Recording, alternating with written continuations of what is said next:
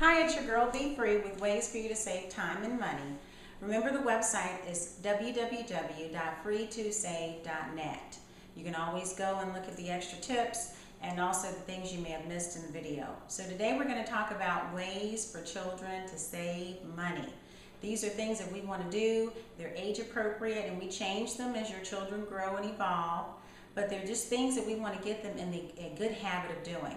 First thing I suggest is that you open a small savings account, or not a small savings account, you want to start small and grow big, but start with the local bank, and you want it to be a friendly personal experience. And generally, if it's a smaller branch atmosphere, they're going to give you things like this little bank to keep your money in. They're going to give you a free register that's kid friendly with stickers, and they may give you toys, lollipops, etc. So they get your child in the habit of, wow, going to the bank is a fun thing. And you also, speaking of going to the bank, want them to go to the bank. You want them to walk into the branch, fill out their own deposit ticket, hand that money over to the teller, and also put that information into their register so they can see how their money is growing. So first, open up a bank account for your child.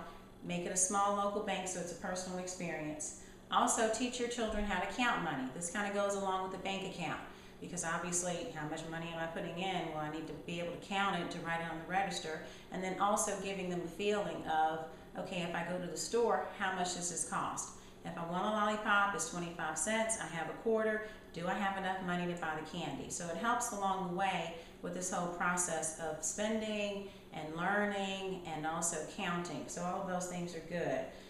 Playing games. You want to, this is the age of technology. There's so many sites that you can find online, and I'll give a couple on my website, where they can go and learn how to count and learn how to count money and play math games, if you will. It doesn't have to be boring. Also, teaching your child to save money is a good idea to have a chore chart. And this just really depends. A chore chart can be just like we say, a chart listing all the things, take out the garbage, do my homework, put my clothes up, etc. Or it can be around spin the wheel kind of thing and just helping a child stay focused on what they need to do. Going along with those chores, you can pay an allowance. So did you do everything on your chore chart? Okay, by the end of the week, you get X number of dollars for completing those items. Or if you spin the wheel kind of thing, okay, spin the wheel, figure out which one you're going to do or how much money you're going to get, and that's what you get. So any of those things will work just fine. Now some people say, look, I shouldn't have to pay an allowance. You already live here for free.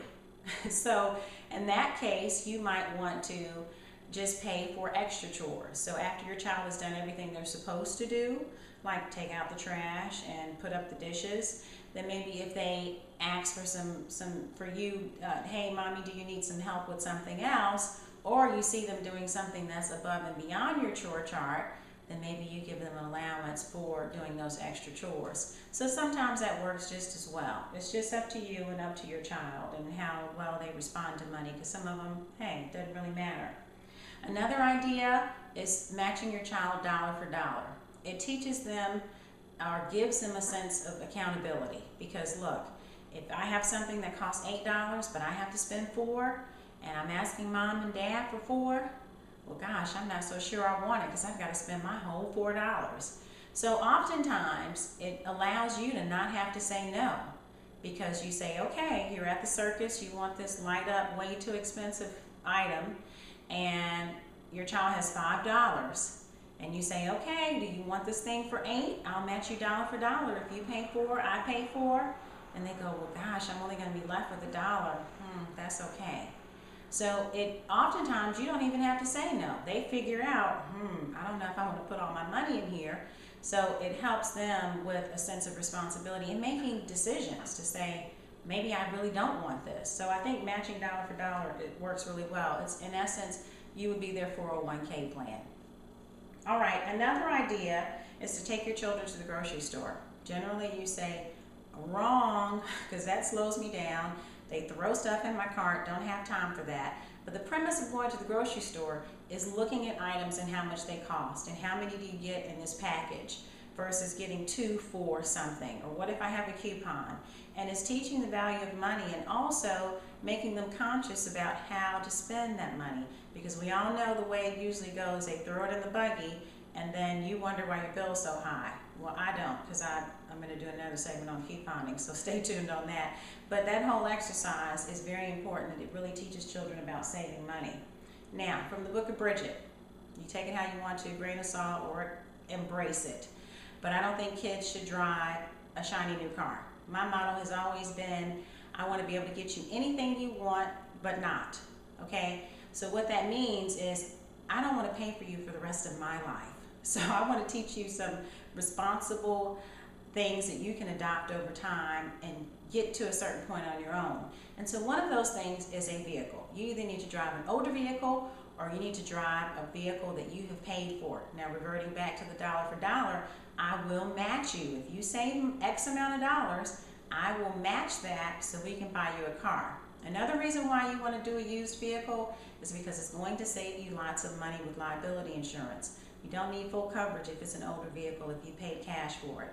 You have liability insurance, you've decreased your expenses just by doing that. And if anything ever happens, unfortunately, with the vehicle, you get another one, you start that process all over again. And so again, I don't want to be in an accident, because if I do, I'm going to have a vehicle and I've got to save money again. So it all works together, and teaching children a sense of accomplishment and goal setting and how to reach those goals. And last, speaking of older children, is teaching them how to balance a checkbook. You would not believe how many people go to college and even are in college and cannot balance a checkbook. So these things will take you a long way. I think if you start off small and you start off young and you adjust as your child gets older, you really can teach your children how to save money. So again, if you didn't get all of that, and also to see all the other videos, go to www.free2save.net.